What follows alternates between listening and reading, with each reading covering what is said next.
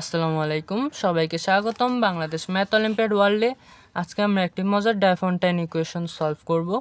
এটি 2023 সালে Germany mathematical অলিম্পিয়াডে এসেছিল। তোমরা যারা এটা নিজে থেকে সমাধানের চেষ্টা করতে চাও তারা ভিডিওটা পজ করে চেষ্টা করতে পারো, পরে না পারলে ভিডিও সলিউশনটা দেখে নিও। আমরা ডাইরেক্ট সলিউশন করা শুরু করব।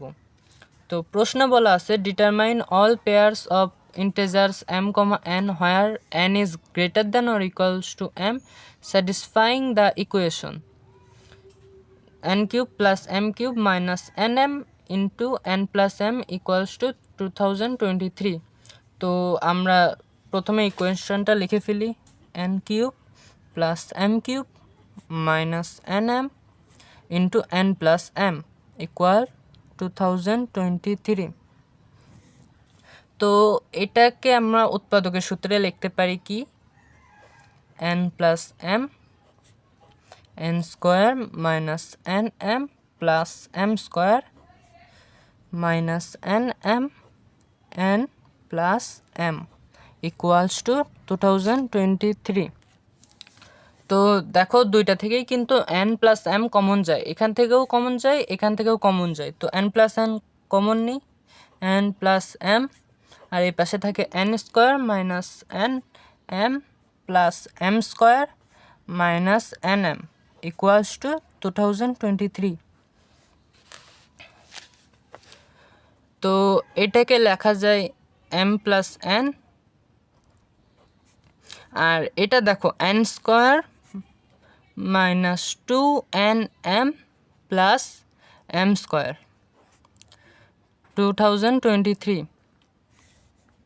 এটা যা আছে তাই n প্লাস m, আর এটাকে দেখো লেখা যায় n square minus 2nm plus m স্কোয়ারকে লেখা যায় কি n minus m whole square equals to 2023। তো একটা পূর্ণবর্গ সংখ্যা আর একটা সংখ্যার সাথে গুণ করলে হবে 2023। তাহলে আমাদের দেখতে হবে যে 2023 এর কতগুলো পূর্ণবর্গ উৎপাদক আছে। তো 2023কে আমরা যদি ভাঙাই তাহলে পাবো, এটা 7 দিয়ে নিঃশেষে বিভাজ্য যাবে, তখন পাবো 289। তারপরে এটা 17 দিয়ে বিভাজ্য যাবে, তখন পাবো 17। তাহলে 2023কে আমরা লিখতে পারি 17 স্কোয়ার ইন্টু 7। দেখো এখানে কিন্তু 17 স্কোয়ার একটা পূর্ণবর্গ সংখ্যা, যেমন n মাইনাস এম একটা পূর্ণবর্গ সংখ্যা। তাহলে আমরা লিখতে পারি কি যে n মাইনাস এম ডিভাইড 17। কেন? কারণ এই পূর্ণবর্গ সংখ্যাটা এটাকে ডিভাইড করবে তখন, এবং n প্লাস এম হবে, যেটা থাকবে বাকি যেটা থাকবে ওইটা হবে n প্লাস এম। তো n মাইনাস এম যদি 17কে ডিভাইড করে তাহলে n মাইনাস এম হবে 1 অথবা 17, কারণ 17 একটা মৌলিক সংখ্যা, এটার দুইটাই উৎপাদক 1 এবং 7। তাহলে যদি n মাইনাস এম 1 হয় তখন n প্লাস এম কত হবে?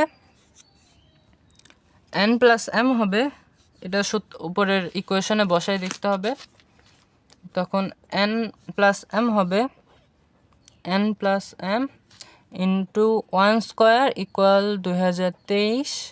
তাহলে n প্লাস এম হবে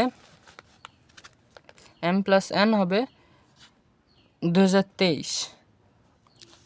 তো তাহলে এখানে দুইটা ইকুয়েশন যোগ করলে আমরা পাই 2n ইকুয়ালস টু 2024, আর n ইকুয়ালস টু আসে 1012। তাহলে m আসবে 1011। তো আমরা কিন্তু একটা সলিউশন পেয়ে গেছি, এটা একটা সলিউশন। তো আরেকটা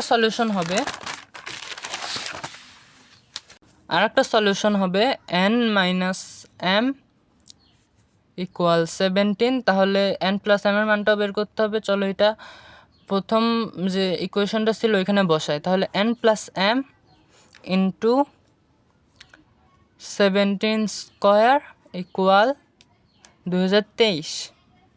তখন n প্লাস m হবে 7। তো এখান থেকে আমরা দুইটা ইকুয়েশন যোগ করব, তাহলে পাবো 2n equal 17 plus 7 24, n equal 12। তাহলে m কত হবে? m হবে 12 মাইনাস m ইকুয়াল 17, বা m ইকুয়াল আসবে -5। m ইকুয়াল আসবে -5। তো আমরা এখান থেকে আর একটা সলিউশন পেয়ে গেলাম, m equal -5, n equals two 12।